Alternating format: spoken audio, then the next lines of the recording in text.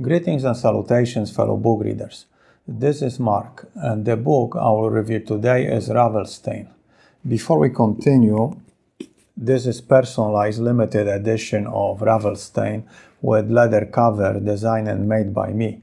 At the end of the video, I will tell you a couple of ways of how you can get one for yourself, if you are interested. Now let's get back to the review.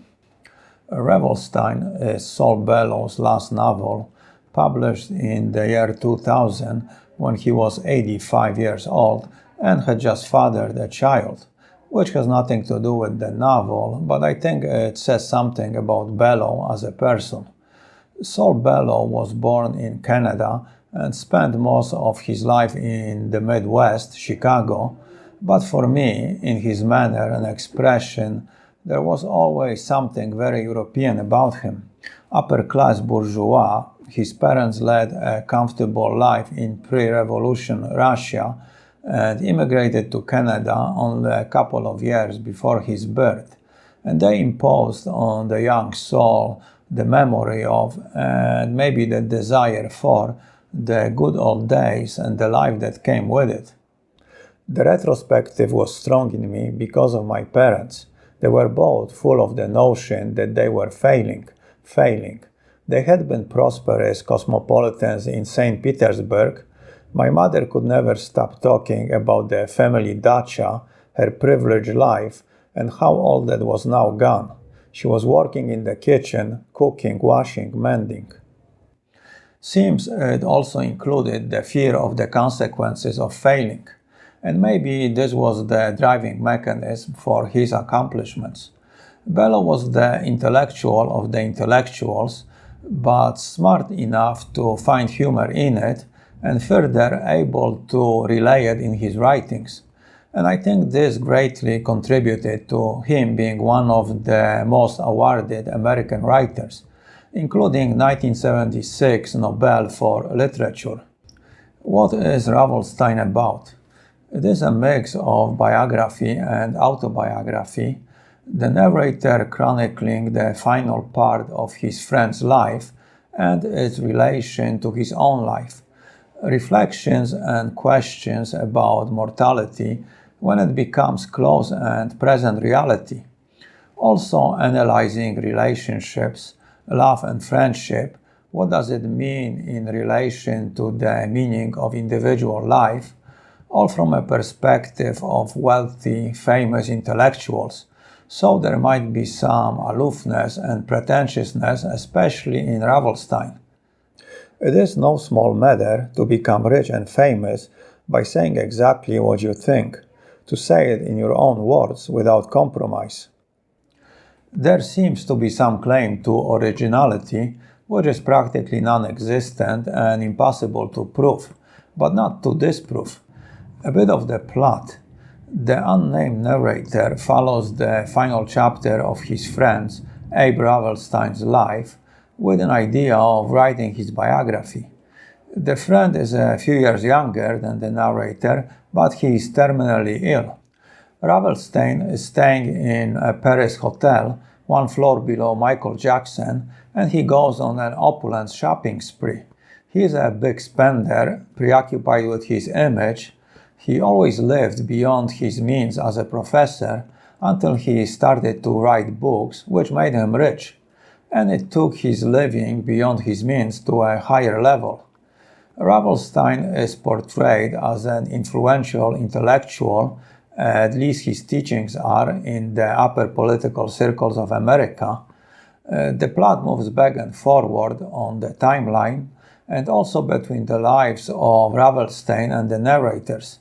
Some parts of the book focus on the narrator's own matrimonial problems, while he is married to a beautiful and smart Romanian physicist, and often seeks relationship advice from Ravelstein, who is gay, had never been married, and maybe because of it has a clearer, outsider view of the heterosexual relationships.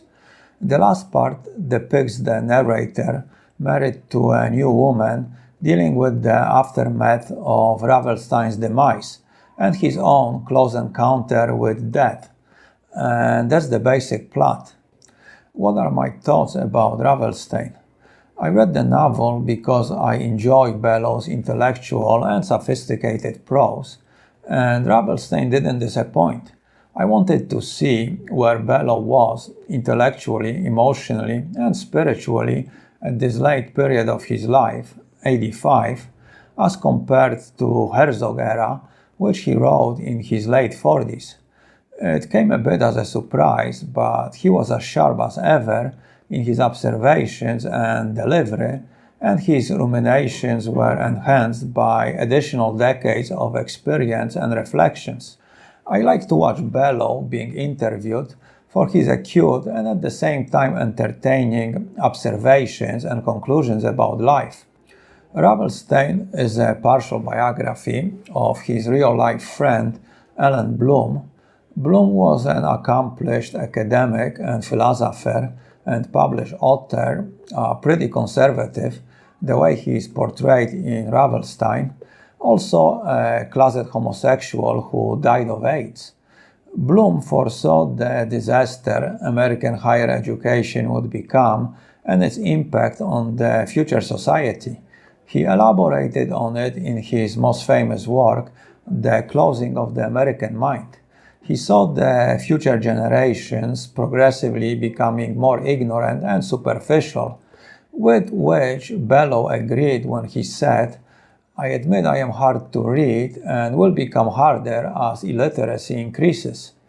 Bloom and Bellow, or Ravelstein and the narrator in the book, were good friends because they were very similar, perhaps not in sexual preferences, but intellectually, and shared many opinions and sentiments.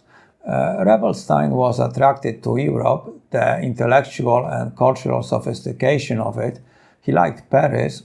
He quotes Balzac, "Things don't happen at all if they don't happen in Paris." For a period of time, he taught there and had a loyal following and essentially enjoyed spending time in the city. Ravelstein also liked to spend a lot of money there.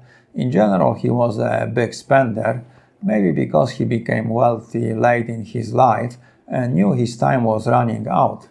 Also going through late midlife crisis, being gay, etc., etc., etc. In Paris, he would patronize Café de Flore, which previously was frequented by famous artists such as Picasso and also writers and philosophers, Hemingway, Albert Camus, Jean-Paul Sartre, with his lover Simone de Beauvoir. Ravelstein was also pretty curious, not only about history and philosophy, but also what is going on and said in his social circles.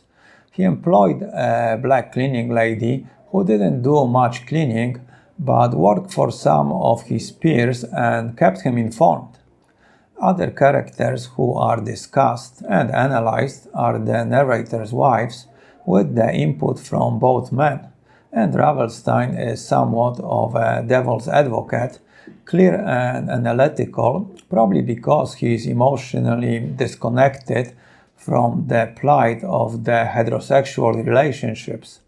On the other hand, the narrator, or Bellow, was married 5 times, so he probably was a bit impulsive and sentimental about it.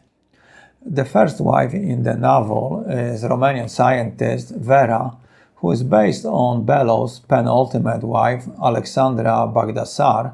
The marriage is going through its final stages, and she is portrayed in a rather dark light, as somewhat unstable and unhappy.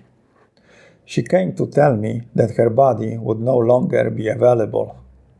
After she was somewhat compelled by the narrator to go grocery shopping and has the groceries sent to his house, implying he should do his own cooking.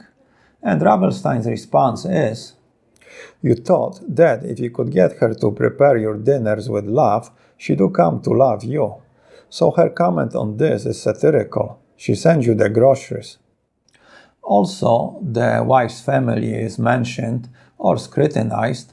The father, who used to be a fascist and anti-Semitist, so the question arises, why did she marry a Jew? To spite her daddy or as a symbolic gesture of repentance for the family's past sins? The new wife is also mentioned, Rosamund, based on Bellow's last wife, Janice Friedman. She's somewhat of an angel, responsible for saving the narrator's life, but because she's good or normal, she's not as interesting as the previous one. There's also Nikki, who is some kind of Ravelstein's assistant or sidekick, and obviously his gay lover. And Bellow, a British professor and somewhat loyal follower of Ravelstein, who with his wife is contemplating suicide, spurred by the coming demise of his hero. One of the main themes of Ravelstein is reflections on love and relationships. You've heard the story.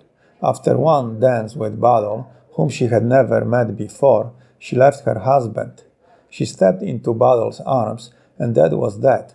In that same instant, both parties recognized that their respective marriages were ended.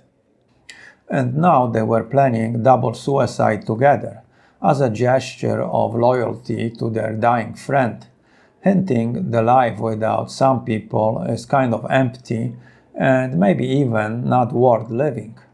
But Bellow's advice or remedy is: associate with the noblest people you can find, read the best books, live with the mighty, but learn how to be happy alone.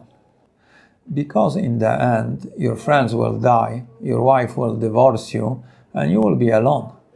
And this talk of dying and suicides leads into reflections on aging, mortality, and the life after. The narrator is facing his own coming demise and says, the older you get, the faster your days pass, even the bad ones. And Ravelstein says, 9 people out of 10 expect to see their parents in the life to come, but am I prepared to spend eternity with them? I suspect I am not. And the narrator says, to find out what happens after you stop breathing, you have to buy a ticket. They are intellectuals who usually are pretty pragmatic, but there is certain curiosity, even fear about the unknown and inescapable. Probably when they were younger, they were pretty dismissive of the subject, but as the unavoidable day approaches, it becomes more present in their thoughts. He had, however, asked me what I imagined that would be like, and when I said that the pictures would stop, he reflected seriously on my answer, came to a full stop, and considered what I might mean by this. No one can give up on the pictures. The pictures might, yes, they might continue. I wonder if anyone believes that the grave is all there is. No one can give up on the pictures. The pictures must and will continue. If Ravelstein, the atheist materialist, had implicitly told me that he would see me sooner or later, he meant that he did not accept the grave to be the end. Nobody can and nobody does accept this. We just talk tough. It is a bit surprising that Bellow, being an intellectual, had rather strong affirmative opinions about life after death. But as I mentioned before, it comes with age. I think even if one is a traditional non-believer, there must be a speckle of hope that he might be wrong. In his own close call, the narrator says he saw his 2 late brothers, who told him they were satisfied with their condition. Further, there is the question of reasons to live. The narrator, when he was contemplating giving up, credits his last wife with giving him the reasons and motivation to continue. I think we all need a compelling reason to continue, but that also takes an effort, and some people find neither life nor death worth it, so they exist somewhere in between, no man's land. Somewhat related to mortality, the discrepancy between morality and practicality of dying is the narrator's fascination with an anthropological book about cannibalism in New Guinea. There are very few sources of protein on the island, so the bodies of killed enemies could not be wasted. And the writer makes argument that cannibalism is quite reasonable and common under the right circumstances. He is also fascinated with the smell of human thigh being cooked, which smells surprisingly appetizing and not different from any other meat. And it made me think how many people would choose cannibalism when under elementary pressure, facing death from starvation. There's also the Bellow's always present comments on anti-Semitism and being Jewish and general Jewishness.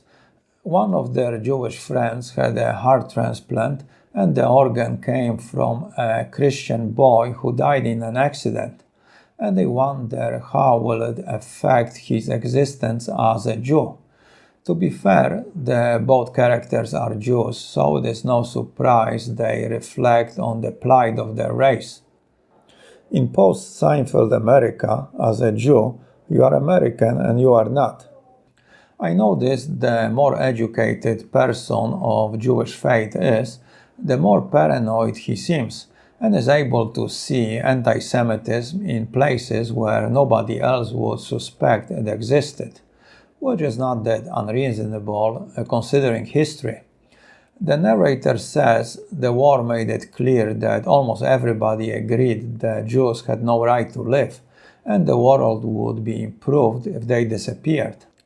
Further, Ravelstein believes that Voltaire violently hated Jews, and he and the narrator talk about famous historic personalities who are not fond of Jews, implying it was most of them.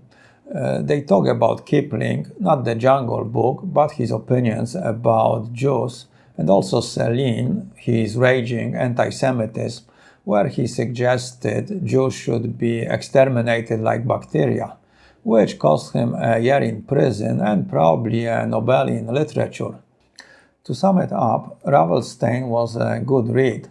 If you are into character study over plot, I read Ravelstein because I consider Bellow a great writer, and I was curious about how and if he changed over the years, his views, personality, etc., etc., etc., since it would be reflected in his writing. Politically, as is the case with many academics and intellectuals, he was a dedicated leftist, follower of Trotsky's ideas. Maybe both being Jewish had something to do with it, but in one of his interviews he claimed he was always opposed to the Russian Revolution and thought it was a mistake. In the hindsight, seeing the results, I think any sane person would think the same. Also, becoming older and wiser and beginning to see where the progressive ideas were taking the society, and personally being criticized for some seemingly lightly racist but to him humorous statements, he moved more to the center. In any reasonably open society, the absurdity of a petty thought police campaign provoked by the inane magnification of discriminatory remarks about the Papuans and the Zulus would be laughed at. To be serious in this fanatical style is a sort of Stalinism. The Stalinist seriousness and fidelity to the party line that senior citizens like me remember all too well. He was also pretty disliked by the feminists, who might be seen as communists in disguise, for a few misogynistic statements and observations he made that many people found quite funny and true. In Ravelstein, we get Bellow fully grown and mature, entering his final chapter with new and the last wife, and having a close encounter with dying, as a witness and participant. He had always somewhat of a grounded outlook on life, and it became more so as he aged. But I wasn't inclined to go out of my way to defer to so many critics. I had a good grasp of reality and of my defects. I permanently kept in mind the approach of death, who might at any time loom up before you. In general, I find that thinkers, academics, and philosophers most interesting since they spend a lot of time reflecting. I would expand this category to all people that don't dedicate a lot of time to making and obsessing about money, the very rich who inherited it and don't worry about it and are somewhat bored of playing with all the superficial toys, and the poor who gave up on the idea that they will be able to improve their financial situation. There seems to be a certain honesty in their view of life brought by being resigned to their situation.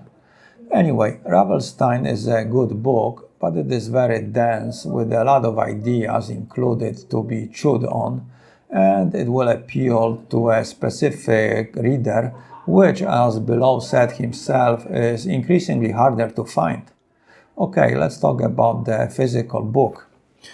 The book I am holding is a soft cover which I transformed into a hardcover leather-bound edition. To make the cover I use grade A, naturally tan hide I buy from a tannery in North Spain. It is the same leather Louis Vuitton uses to make his bags, so the top quality. I do all the processing of the leather myself. First I designed the cover, which what I did here. I used the painting of this middle-aged, refined gentleman looking a bit sick, engaged in some kind of intellectual conversation or monologue. For me, the image brings to mind Ravelstein. This is the back with the blurb, and inside front cover I printed a quote from the book. If you want to see a more detailed video where I explain how I transform paperback into leather-bound hardcover, click on the link in the description. I will make a maximum of 100 editions of each title. Each one will be numbered and initialed, and the numbers will go in chronological order from 2 up, since number 1 stays with me.